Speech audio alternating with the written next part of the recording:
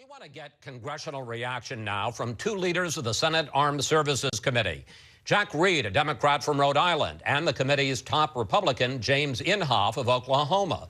Also with us, Republican Congressman Peter King of New York, who sits on the House Intelligence Committee. Gentlemen, you all heard President Obama's announcement yesterday that he is going to go to Capitol Hill to seek congressional authorization for the use of military force against Syria. Congressman King, you have called this an abdication of the president's responsibility as commander-in-chief. From my civics books, I thought I remembered the president is supposed to go to Congress before he takes military action. No, he's not. The president, as commander-in-chief, has absolute constitutional and statutory power to take military action. President Eisenhower, President Reagan, President Clinton all took it. Even under the War Powers Act, he's authorized to do it. And if he says this issue is as important as it is, and sending so many mixed signals over the last, really over the last year and certainly over the last 10 days, this is a clear failure of leadership. And if he feels so strongly about it, and if he doesn't want to take the action himself, then he should call us back into session tomorrow. I mean, we can't be waiting 9, 10 days and allowing Syria to prepare for this and sending such a mixed signal to the world, and particularly to Iran. If we can't stop Syria on a red line with chemical weapons, how can anyone expect us to stop Iran with the red line on nuclear weapons? Senator Reed, it sure seemed like we were on the verge this weekend of taking military action against Syria. The White House said that the president was prepared to go it alone without congressional approval, without any support from any of the allies. Now he puts all this off for more than a week until Congress comes back from recess. As Congressman King points out, he doesn't call you into special session tomorrow. And there are a lot of critics. You heard Leland Vittert talking about the Middle East. A lot of people in this country who say the president flinched. The president made the right decision. He was very clear that he had not decided on final military action. And then I think he rightfully recognized that in the long run, he and the country and the world would be stronger if Congress was supportive of his activities, because this is not just a short-term effort, this is a longer-term effort.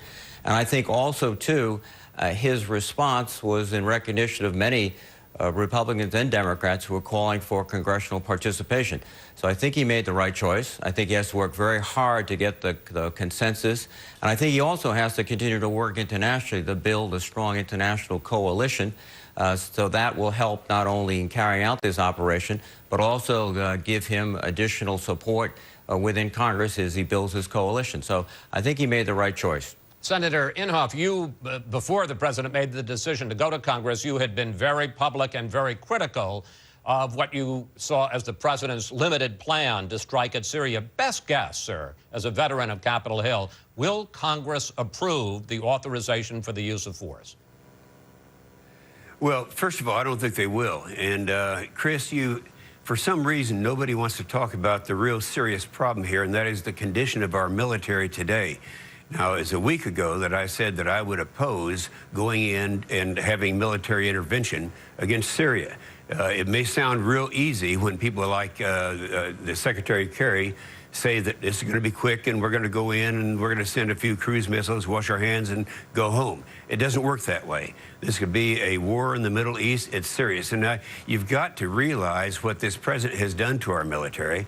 And our military is so degraded now. It's not just me who says this. I want to read one quote by the chairman of the Joint Chiefs of Staff, General Dempsey. He said, "Our military force is so degraded and unready, it would be immoral to use force." That's exactly what they're talking about doing, is using force. Congressman King, we keep hearing, and in fact we hear from Secretary Kerry, from the president himself, how war-weary the Congress, or rather the country is. What do you think are the chances that Congress will reject the use of force? And if they were to do that, does the president then consider going unilaterally and acting? Well, first, I felt bad for Senator Kerry having to defend the indefensible. Secondly, I think it is going to be difficult to get the vote through in Congress, especially when there's going to be time over the next 9 days for opposition to build up to it. The president's not made the case. When they see the president being so weak and vacillating, many members of Congress will vote no. I intend to vote yes. That's certainly my intention right now. But I will say that back in 1999 with Kosovo, the House did vote against engagement in Kosovo, and Bill Clinton kept fighting anyway, and then ultimately a vote did pass. But he had bombing missions being carried out in Kosovo after the House of Representatives voted against him taking action. So the president has the constitutional power to do it. I don't know what President Obama will do. By now, I have no clue at all what's in his mind on this issue. Very briefly, Congressman King, to follow up, do you think the House majority, the Republicans in the House, will, as a group, vote for or against the use of force? Right now, I would say if the vote were today, it would probably be a no vote. I'm hoping by the time next week comes around, and hopefully the president can make his case, that he will be able to get a majority of the House of Representatives. Right now, it'll be very difficult. And also, we have an increasing isolationist wing in our party, which I think is damaging to the party and to the nation. The president says, he said he's looking forward to a vigorous debate over the issue. So let's begin that right here, gentlemen. And I want to talk about what a lot of people think is a kind of disconnect between the threat that the administration talks about in Syria and the very limited action that they're talking about actually taking against the Assad regime. Let's listen to Secretary of State Kerry on Friday. If we choose to live in a world where a thug and a murderer like Bashar al-Assad can gas thousands of his own people with impunity, there will be no end to the test of our resolve and the dangers that will flow from those others who believe that they can do as they will. But if Assad is a thug and a murderer, as the Secretary of State just said there, Senator Inhofe, why should the U.S. limit itself to a strike that, you know, we've heard more about what they're not going to do than what they are going to do? Short-term, limited, punitive, no attempt at regime change. Does that kind of a limited strike make sense against a thug and a murderer, Senator Inhofe? Chris, this is just part of the salesmanship of Secretary Kerry. He's been saying this. It's going to be short. It's going to be easy. It's going to be quick. And we all know that isn't going to be the case. It's going to be something that could be long and last a long period of time. So, you know, for the Secretary of State to talk about all of these allies of ours who are united, wanting us to do this, let's hear from them a little bit right now. We've already heard that Iran, who's going to have the capability of a weapon and a delivery system that would reach the United States by 2015, they've already stated that they would take action against Israel.